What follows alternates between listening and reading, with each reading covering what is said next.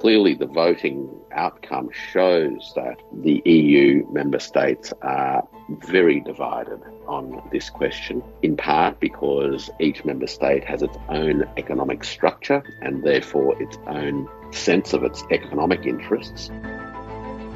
Europe is lagging behind, so the solution is not protectionism. The solution is in the future orientation of science, technology, and cooperation. In the short term, it could reduce the competition from Chinese EVs and allow the European companies to have a greater market share. But in the longer term, I think these measures are definitely going to slow innovation and make the European market, especially the European car makers, less dynamic and less competitive, also harming the supply chain. The Chat Lounge. Chat Lounge. Chat Lounge. The Chat Lounge unpacks views and opinions on hot issues in a more casual way. Welcome to the Chat Lounge. I'm Xu Yawen. Joining me to discuss the China-EU trade dispute over Chinese EV tariffs are Professor Li Lun, Assistant Professor of Economics at Peking University, Helga Zepp-LaRouche, founder of the Schiller Institute, a Germany-based think tank, and Professor Warwick Powell, Senior Fellow at Taihe Institute and Adjunct Professor at Queensland University of Technology. Welcome back to the chat. After a year-long anti-subsidy investigation of China-made EVs, the European Commission voted to impose tariffs on imports of these vehicles. China's Commerce Ministry has criticized the move, noting that industry did not request the anti-subsidy probe, and some EU countries and automakers also strongly oppose the measures. So Helga, why is the European Commission pursuing these tariffs now? Well, I think as all the auto producers in Germany and many other associations from industry have made very clear, it is very counterproductive for both sides. And it speaks totally against the principles of the free market. And so, economically, it does not make sense. But I think I would attribute it more to the political climate, because in the recent months, the United States has been demanding decoupling of the economies, which the EU Commission more softly called de-risking, but it's basically coming down to the same thing. So I think, given the fact that the economies of European nations and China are so interwoven, these tariffs can only hurt both. And naturally, China has become, in so many respects, the most leading economic superpower, that some industries may feel that they have an advantage from tariffs. But I think it's still the wrong way. And, these differences should rather be taken as an encouragement for European nations to speed up with their science and technological development. I mean, there's no way how you can contain Chinese development by imposing tariffs. It's just a completely wrong method. But as I said, I think it's primarily politically motivated. And, it has to do with the general, calling China and other nations rivals and competitors and so forth, rather than seeking cooperation. It is geopolitically motivated. Professor Li Lun, what's your take on what Helga has just said? Do you think is this because of so-called the free market issue, or is this a political-driven move against the Chinese EV makers? Because as we know, even though the EU said that it wants to protect itself against the potential flood of cheap Chinese EV imports benefiting from state subsidies, but as far as we know, European companies are also benefiting from their own government subsidies, and also Chinese EVs are not cheap in Europe. What's your take on the issue? Yeah, I completely agree with Helga that I think this is more of a political issue than an economic issue. And from a economic point of view, I think 90% of economists in the world are opposed to tariffs because free markets brings more variety of goods. If you don't like the products that you're importing, you can choose not to buy from the consumer's perspective. From the supplier's perspective, higher imports bring more competition, and it brings a more healthy, industry environment. So I completely agree. I think this is more from a political standpoint, and but you also raised the interesting point in terms of there's different pricing of Chinese automobiles in, for example, China and versus in Europe, and I think that's completely determined by the local supply and demand instead of we're arbitrarily setting prices like differently, because if you set like an arbitrarily high price, but you can't sell a single car in Europe, of course they're going to cut their prices. But one thing that I want to mention about the tariff is that I think the current tariff raises some important concerns about fairness and transparency, especially when it comes to charging different tariffs for different car manufacturers. As you said, Professor Li, if we look at the new tariffs proposed by the EU, besides the standard 10% import duty cars, the new tariffs are 7.8% for Tesla, 17% for BYD, nearly 19% for Geely, and the highest, the 35.3% for SAIC. Why does Tesla receive such a low tariff while other Chinese-made EV brands, especially SAIC, faces the highest tariff? How did the European Commission come up with this specific figure for each brand? Officially, what they say, the European Commission said, is that they based these rates on their assessments on each manufacturer's operations, their engagement with the government, how much subsidy they receive, how much production cost they spend, and also their pricing strategy. But personally, I think this measure, especially setting different tariffs for different company, is a very dangerous precedent to set because, first of all, companies may receive different levels of subsidy at different stage of development.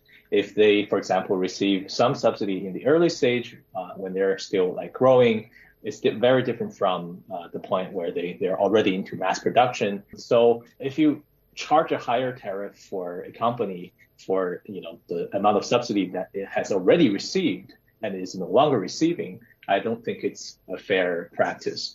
And also, I think the reason they set a very low tariff for Tesla is somewhat reflecting the EU's opinion that Tesla is relying less on state aid compared to other brands, for example, like SAIC.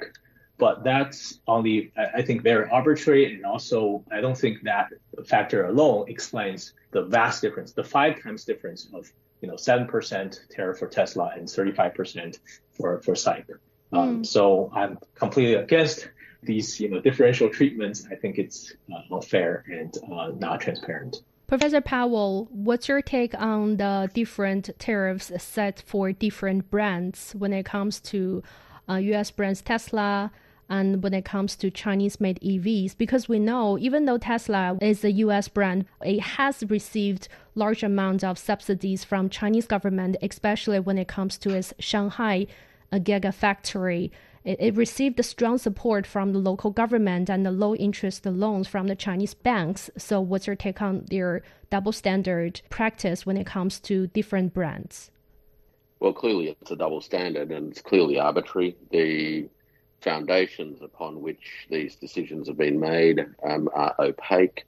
The methodologies have not been made available for researchers and independent analysts to scrutinise. And ultimately, I think it points to, if not necessarily demonstrates, the fact that the move towards imposing tariffs is driven by, I guess, what, as the other guests have described, political considerations. The fact of the matter is that the EU, particularly under the present leadership of the European Commission, is in desperate states economically. The Eurozone economy is broadly in a funk, and deindustrialization is a reality that has largely been the result of energy shocks, which have been a consequence of policy decisions made by the European Commission that has undermined the ability for Eurozone economies to access low-cost, reliable supplies of energy. So you put all of that together, you've got a situation in which desperate people begin to do desperate things. And the desperate things that they're doing is reaching into the old kit bag of defensive policy measures that ultimately are likely to cause more self-harm than improve the situation. This is Chat Lounge. Next, we will delve into whether the EU's anti-subsidy investigation of Chinese EVs was fair and transparent, and how the tariffs could hurt the EU's auto market. Sideline Story brings you all things sports related. The hottest topics, latest events, juiciest stories, all with a very personal take. Subscribe to Sideline Story Podcast for heated sports discussions covering events that are happening in China and around the world. Welcome back. We continue discussing the EU's tariffs on China's EVs and how they could hurt the EU market. Professor Powell, we have also noticed that this investigation, the anti-subsidy investigation launched by EU on Chinese EV, was not initiated by complaints from the local auto industry in European countries, but rather by pressure from some governments such as France and few other members who voted yes to increase the tariffs. Which is different from the Euro practice. So what's your take on the procedure that EU Commission taken in this case? It's a political process. The facts of the matter, which of course haven't played a particularly large part in these deliberations, is that Chinese manufactured EVs comprise a relatively small market share in the European economic situation. And in the market, and even assuming substantial market share growth over the near term, Chinese manufacturers are not expected to suddenly swamp the market, which I think is some of the rhetoric that was used at the time as the issues were prosecuted so as to lay the political groundwork for this particular inquiry and then the subsequent imposition of tariffs. Much of this is hysterical. It is driven by a defensive attitude that really emerges against the backdrop of failed economic policies on behalf of the European Commission leadership. This is an attempt to gloss over those failures and a concrete demonstration of a refusal of the European Commission leadership to look themselves squarely in the eyes, to take a good look in the mirror and understand what it is about the policies that they've adopted in the recent past that has led to this situation. They commissioned a report by the former Italian Prime Minister, Mario Draghi, on the question of European competitiveness. And frankly, at the heart of the report was high energy costs.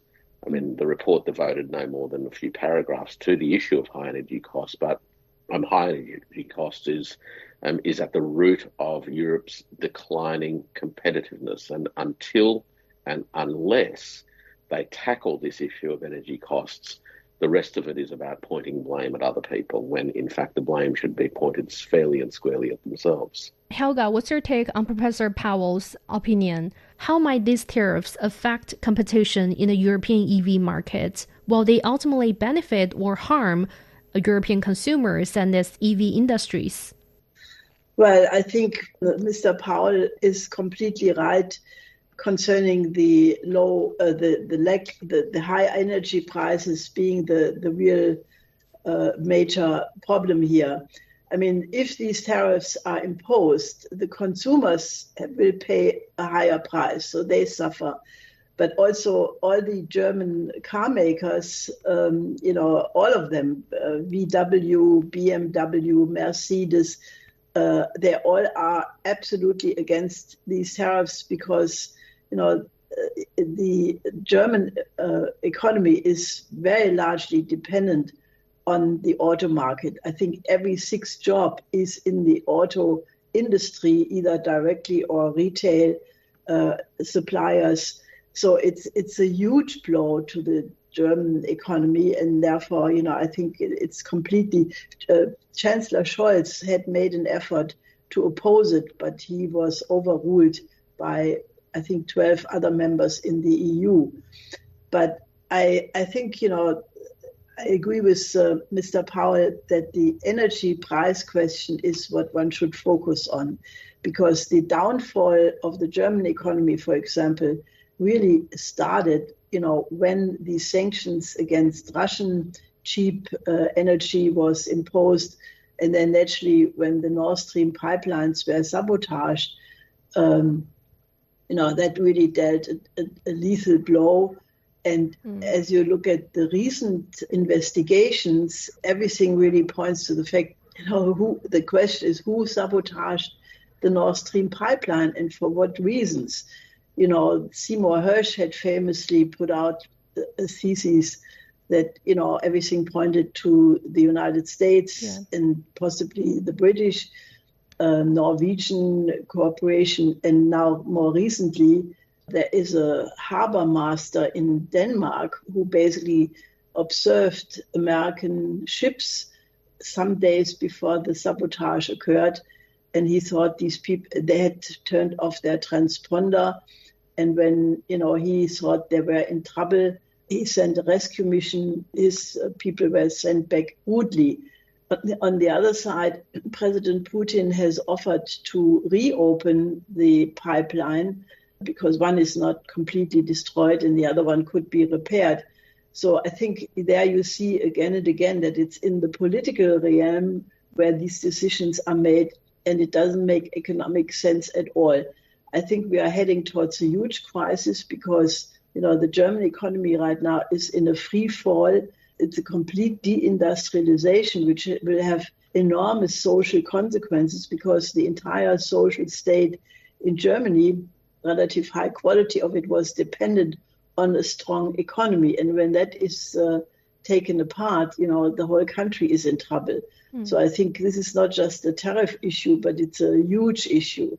Professor Li, the same question to you. Competition plays an important role when countries trying to, boost this innovation and competitiveness.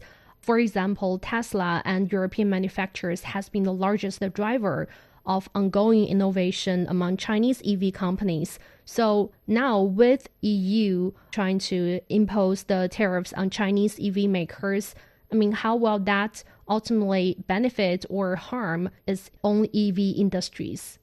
Yeah, so I think one of the largest criticism of EU to, for example, Chinese EV makers is that they receive a lot of subsidy from the government. It almost sounds like subsidy is a bad thing to begin with, but subsidy or tariffs, in principle, they are neither good or bad as long as it promotes competition. It's good as long as it deters competition. I think it's less desirable. So in terms of China's case, if you study what Chinese government has been doing in terms of subsidizing the local manufacturer, it has, for example, give the consumers a lot of subsidy in buying these vehicles and also giving the suppliers, the car manufacturers, a lot of subsidy in their early stages to help them build. So I think in terms of the tariffs, what people are really not understanding is that it's not an effective way to address this competition from China, because in the short term, it could reduce the competition from Chinese EVs and allow the European companies to have a greater market share. But in the longer term, I think these measures are definitely going to slow innovation and make the European market, especially the European car makers, less dynamic and less competitive, also harming the supply chain in general. So I think this is a very myopic and, as Professor Powell said, hysterical measure. And in terms of for consumers, higher EV prices from the tariff is definitely going to harm consumers, both limiting them for their affordable options for EVs and also potentially affecting the goal of European Union of becoming carbon neutral by 2050.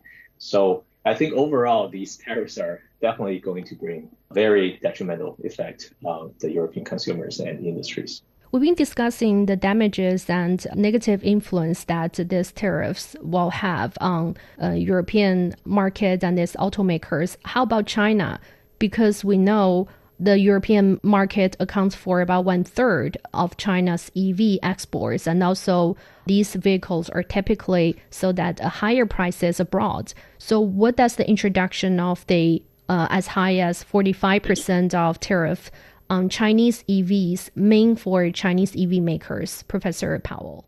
Tariffs, of course, are imposed on vehicles manufactured outside of the Eurozone and therefore are added to the cost of the landed product. Now, as you add a tariff to the product, it will, of course, shift a product's price competitiveness on a like-for-like basis.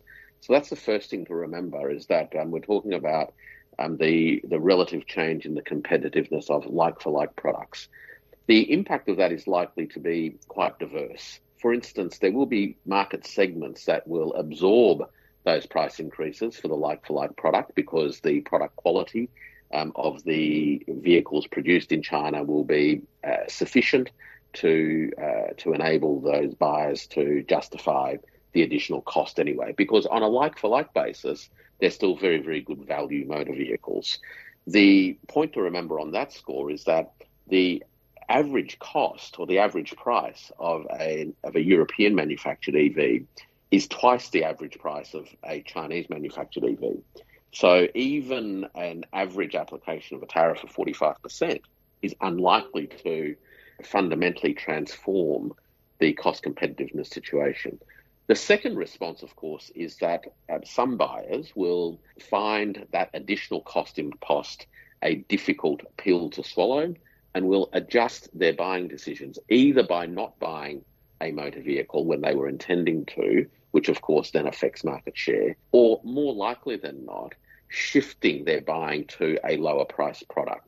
So they will continue to buy a product, they will just buy a lower price product and change their preferences accordingly. They're the kinds of distributional impacts that I think are likely to happen. I would also say this as probably a last observation in response to your question, and that is that the market for Chinese-made EVs is not restricted to the European Union. Other parts of the world are growing rapidly, and in the event that there is a significant impact on volume as a result of these tariffs, it would not surprise me if Chinese manufacturers effectively and rapidly shifted their focus to other growing markets to deliver products that price people in rather than price people out through artificial pricing and confected scarcity. So I think the impact will be on consumers. They will either be paying more than they would otherwise be paying, or they will shift down the price curve to what is in effect a lower graded level product for the price that they were willing to pay in the first place. Professor Li, I want to come to you on this question as well. We know the investigation has been going on for the past year, and we have seen number of exports from China to European countries are actually dropping compared to the past few years.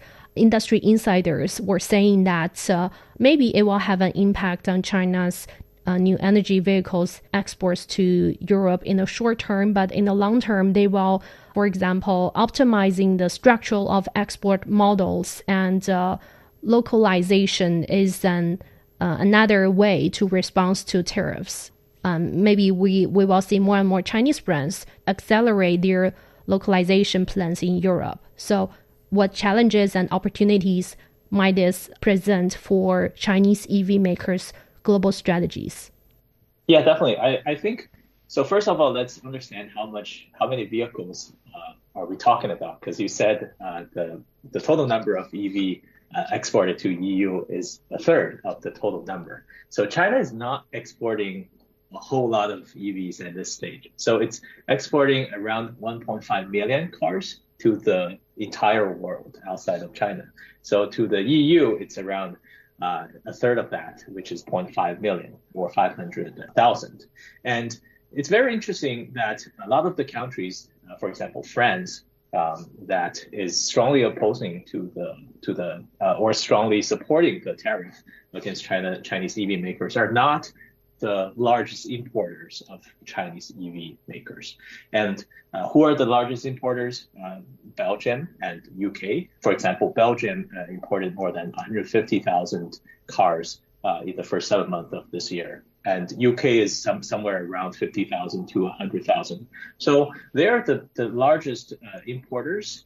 Germany imported less than 50,000 units. So in terms of total units of cars, I think compared to the amount of EV vehicles supplied to the Chinese market, these exports are not very much to the Chinese manufacturers. So that's the thing I want to convey to the listeners. That first, of course, it's going to be to give a headache to the Chinese manufacturers, but it's not that large in the current stage. And you also mentioned opportunities and challenges. Of course, I think this opens up new rounds of negotiations and even, for example, joint ventures with European partners. Because right now, Tesla opens a factory in China. Why can't, for example, one of the Chinese manufacturers like BYD open a plant in one of the European countries to avoid tariff? I mean, that could potentially open the European market and, help the Chinese manufacturers adjust their marketing and global strategies.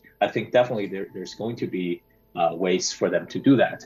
But overall, I just don't think it's going to be such a pressing issue in terms on their financial statements at this current stage. This is Chat Lounge. When we return, we will discuss the challenges and opportunities presented by EU tariffs on Chinese automakers and how the tariffs could possibly reshape Chinese EV makers' global strategy.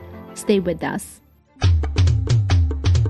Ever wondered what's actually going on in Africa through the perspective of an African? How are things really going between China and Africa? What's the narrative of this relationship? Well, get a perspective with China-Africa Talk. Hear from African diplomats, entrepreneurs, academics, Chinese natives, and more. Get on our wavelength every week to find out what's real with China-Africa Talk. Find us on Apple Podcast, Spotify, Google Podcast, and more. We'll see you there. Welcome back. We continue our discussion on EU tariffs on Chinese EV makers. Helga, Professor Li mentioned that France plays a strong role in supporting the European Commission in imposing tariffs on Chinese EVs.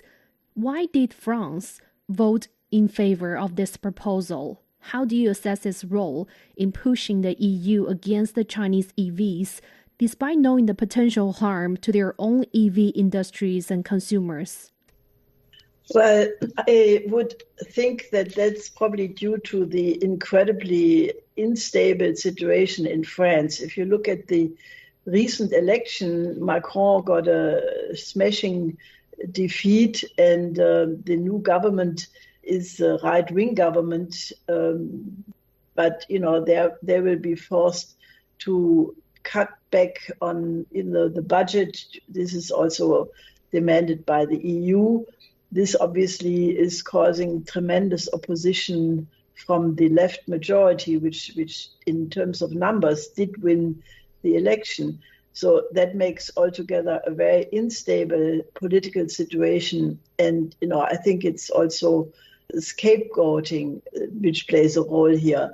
I would think that it's primarily politically domestic reasons why France is doing it, because, the French economy is in almost as bad a condition as the German one. And it's the question which one is doing worse at this point. This is all due to the fact, that rather than correcting policies, in a certain sense, you can say that the entire EU Commission policy in the last period was detrimental to real scientific and technological innovation. And that is why Europe in general is lagging behind China. So then, if you have these additional political problems where the population does not agree with the policies of the government tends to look for scapegoats. So I think in the case of France, I would attribute it to that factor for sure. Professor Powell, what's your take on Helga's take? What does France aim to achieve from pushing these tariffs against the Chinese EVs? Look, I think French politics explains a lot of this, and we are seeing increasingly a politics dominated by gestures as opposed to politics dominated by well thought through policies.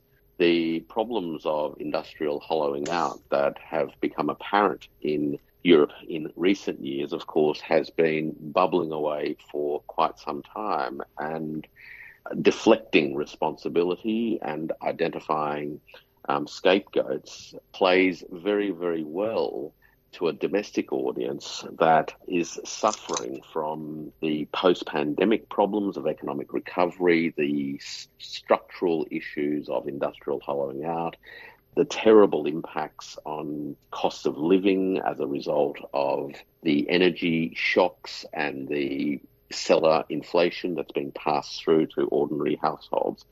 It is very, very much a politically inspired reaction. I think that that's been a dominant theme for the discussion today. The other thing that I think I might just mention, and Professor Lee touched on this earlier, and it's an important point, some Chinese firms have already established facilities in the Eurozone and therefore will not be subjected to these tariffs. The tariffs, however, will create a pricing environment in which the firms that operate inside the Eurozone will actually price accordingly. So either way you cut it, the new regulatory arrangements in terms of these tariffs is going to drive prices up. And those prices will affect not only ordinary household consumers, but also affect enterprises. None of that is helpful, actually, to either repairing the problems of industrial hollowing out or contributing to Europe's own ambitions in relation to a green transition. Well, if we look at other voters in this tariffs-related issues, very interesting is that Spain, along with 11 other EU member states, abstained from voting. So why do we see so many abstentions, with 10 in favor, 5 against, and 12 abstaining? I mean, how divided were EU member states on this issue? So first of all, I think I completely understand, like, for example, France's decision, both because of its political pressures. So Spain has also been subject to some Chinese investigations of pork imports. That's actually, the amount is quite significant. It's 1.5 billion. So I'm a little surprised why Spain appeared in the list of abstention.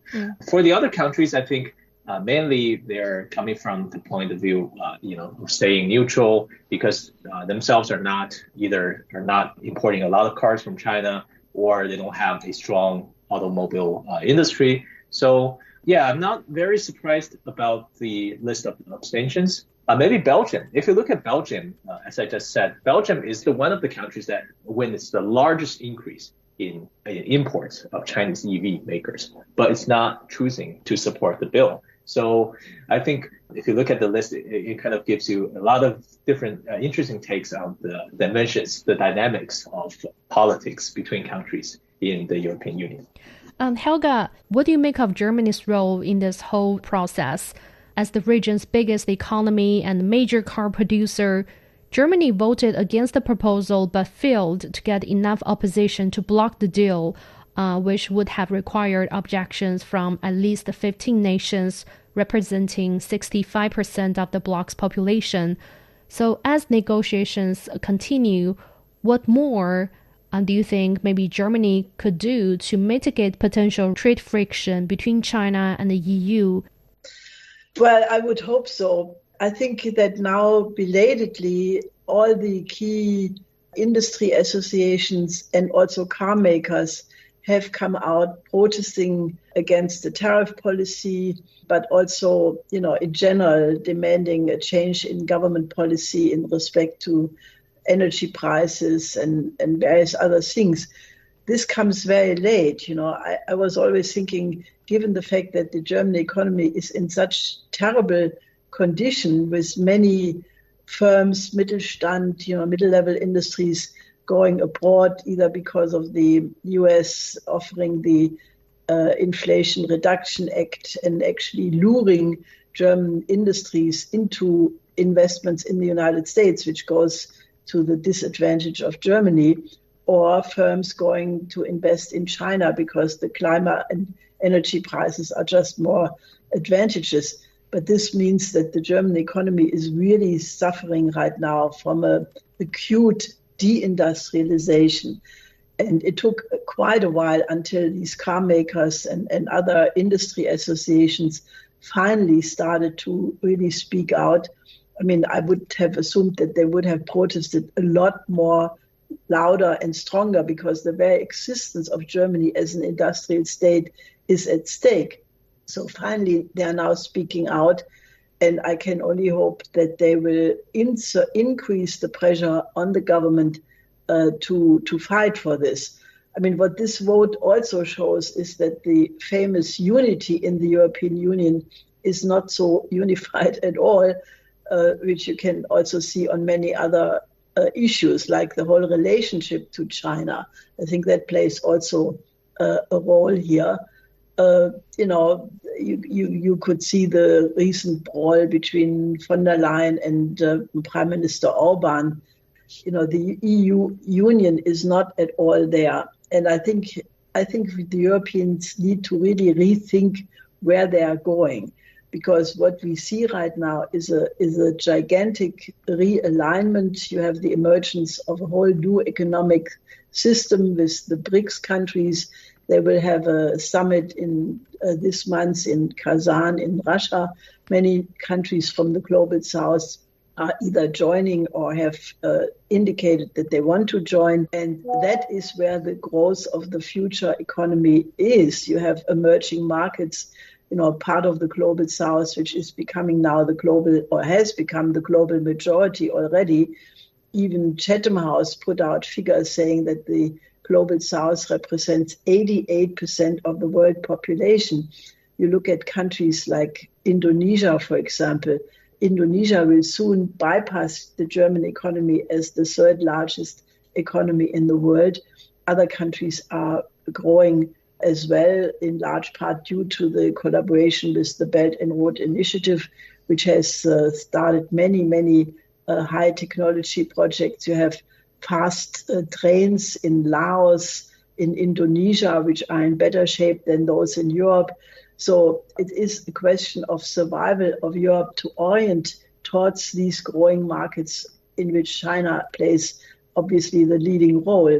So I think it requires a rethinking of the German industrialists. Where do they think they have a future if they submit to political pressure to decrease the relationship with China, which means Europe will not survive as a competitor worth speaking of, or will they reorientate towards the global majority, and that will also then determine the policy towards China. Professor Powell, in response to EU's moves, actually China had already filed a complaint with the World Trade Organization over these tariffs on Chinese EVs. And also, China says EU's measures seriously lacked factual and legal grounds and clearly violated WTO rules. So what role do you see for international organizations like the WTO in mitigating tensions related to these tariffs and facilitating dialogue between EU and China? Look, the WTO has largely been hamstrung in its capacity to resolve significant trade disputes, largely because 5 years ago the United States refused to approve the appointment of new personnel to the appellate body. So in terms of the formal dispute resolution mechanisms of the WTO, they have been seriously impaired as a result of that. The WTO nonetheless creates an environment, I guess you can say, where parties can at least engage, hopefully in good faith, to work through the issues that have resulted in conflicts arising between them, and hopefully in an environment that encourages negotiations in good faith that the parties will arrive at a mutually agreeable outcome.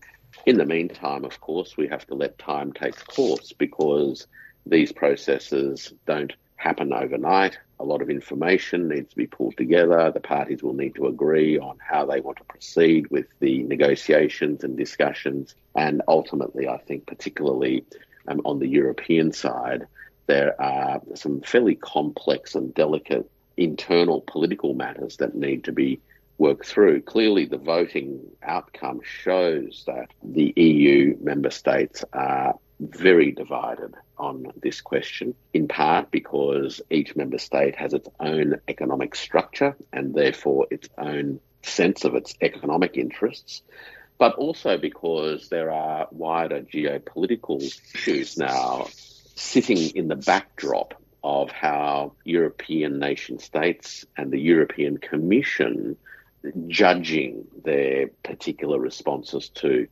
global dynamics. So it's a complex and fluid environment.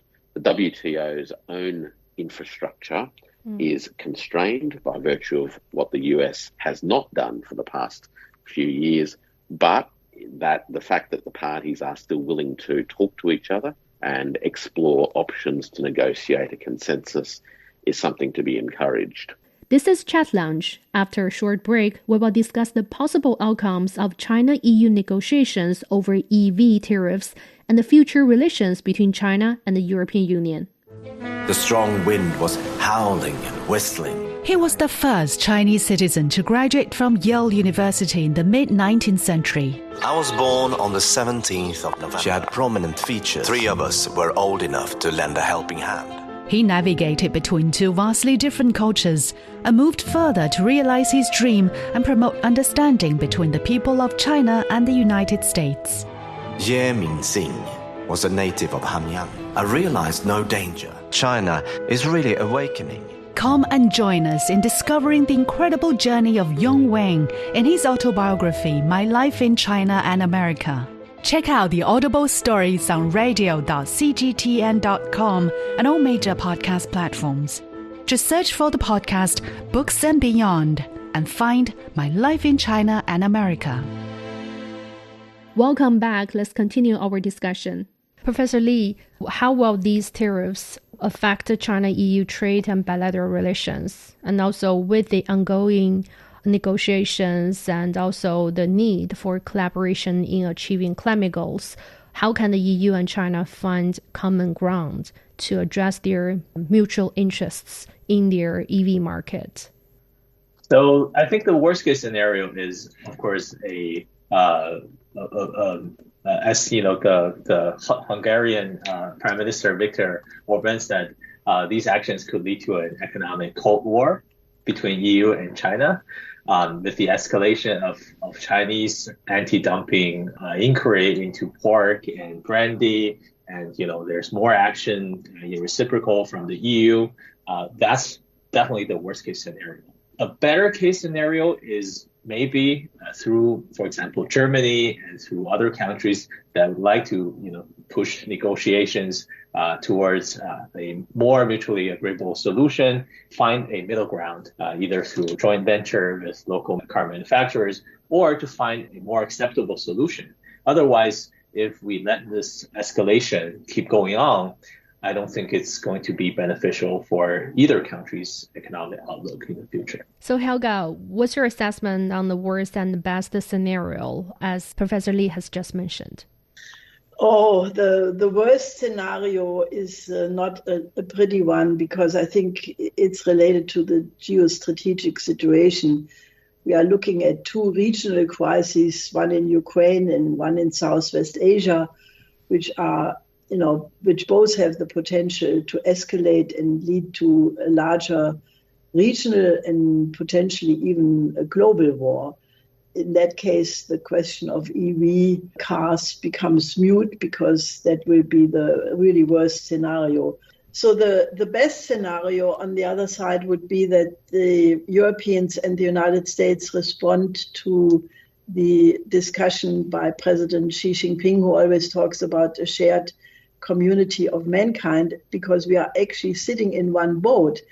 This is the first time in history where you cannot divide the destiny of humanity for many reasons. You have nuclear weapons, you had the pandemic, you have the internet. All of that means we are extremely closely connected. And if one part of the world goes under, the likelihood that it will pull the whole rest of the world with it is very high. So I would think that if the Europeans and hopefully even the United States will, work with China on a joint new system like the Global Security Initiative, Global Development Initiative, and the Global Civilization Initiative, which really is a new security and development architecture for the whole world. And I think we are heading towards a situation where that choice has to be made, either catastrophe or a new paradigm. So I think these are two very diametrically opposed options, but I think there is no middle ground. Professor Powell, your take on that? Yeah, look, as Helga mentioned, the worst case scenario, of course, is an expansion of the hot conflicts that are currently taking place in Ukraine and in West Asia, but which would, of course, make all of these economic discussions rather moot. But assuming that we don't see that, or at least we put that aside for the purposes of this discussion, I think that the worst case scenario is for the European technocratic leadership to pursue a politically inspired position rather than address the economic circumstances of Europe through considered rational analysis, which would ultimately lead to policies that run the significant risk of not just causing short-term negative effects on local consumers, whether they're households or enterprises, but in the medium term, creating an environment in which the European economy, broadly speaking, does not get to benefit from access to low-cost intermediate goods and other input factors. That would be the worst-case scenario. The best-case scenario is for a mutually agreed outcome to be achieved through negotiation. The most sensible outcome, of course, is for Europe to embrace the opportunities of low-cost, high-technology Chinese vehicles, both as vehicles manufactured in China and exported to Europe, but also seek to actively encourage the formation of joint ventures and other foreign direct investment opportunities for Chinese technology and know-how to be established within the Eurozone to assemble and manufacture motor vehicles for the European market. Now, that's taking place, of course, in Hungary and also through joint ventures in Spain, for example. And we know that Prime Minister Meloni of Italy has been reaching out to BYD to sound them out as far as establishing a plant in Italy is concerned. So that kind of initiative, which actually starts to distribute productive capabilities and expand the footprint of Chinese technology know-how into the Eurozone, would be a win-win outcome. And this is the one last question for all of you. So as we see the negotiation keeps on going, so what steps do you think EU and China should take to mitigate tensions and foster a more cooperative trade relations in the EV sector moving forward? Yeah, I think my advice for policymakers and whoever involved in the negotiation is that for European Union and for European leaders to understand that in order to build a healthy industry in EV, we need to expand the user or the number of electric vehicles first. And in order to do that, I think to have an open mind and to embrace imports from China is a necessary step. Only when you have done that, you can start to build a better infrastructure. You can start to have a more healthy environment and reduce the CO2 emission and achieve all your environmental and economic goals. So protectionism isn't the solution. It's always the problem. I think that if both sides, the EU and China, would agree that the degrees of freedom are not in protectionism, but in increase of science and technology. I mean, that's the unique capability of the human mind, that it can produce new scientific discoveries all the time and, leading to new technologies. And that is an unstoppable process. China has gone on that road. China focused on innovation. In the meantime, China is of 44 areas in the world, in 37 the leading. And it has increased the percentage of patents also to a leading position. So Europe used to do that also, but because of an ideology which was very much zero growth and wrong understanding of ecologism, Europe is lagging behind. So the solution is not protectionism. The solution is go back to a scientific and technological orientation and then concentrate on joint ventures in third markets. There are huge markets developing in Asia, in Latin America, in Africa, and joint ventures to help these industries to, industrialize and become modern, where poverty and underdevelopment is eliminated.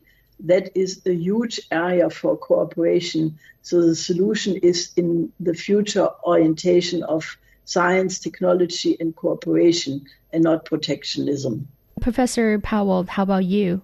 What's your thoughts on further steps that China and EU could do to avoid those conflicts and to build a more inclusive and cooperative trade relations?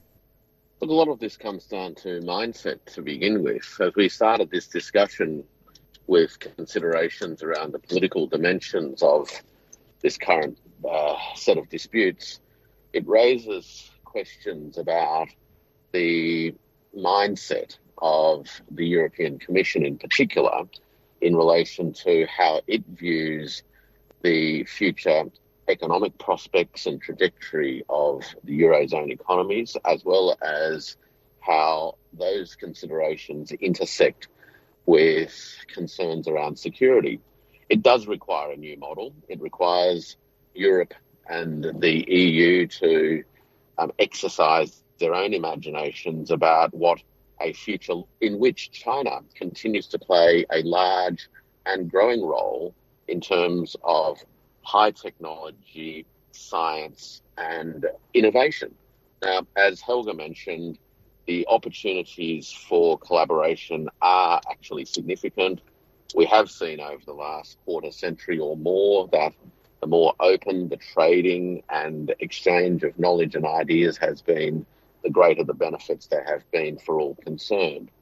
Europe is going to need to find ways of adapting to the new world, and it means it needs to be committed to empowering its citizens through training and education with the kinds of skills necessary to take advantage of what these new arrangements bring, rather than put up the defensive shutters and hope that what's going on in the outside world won't affect Europe. That's it for this episode of the Chat Lounge. I've been speaking with Professor Li Lun, Assistant Professor of Economics at Peking University, Helga Zepp-LaRouche, founder of the Schiller Institute, a Germany-based think tank, and Professor Warwick Powell, Senior Fellow at the Taihe Institute and Adjunct Professor at Queensland University of Technology. Thank you for listening. Have a great weekend.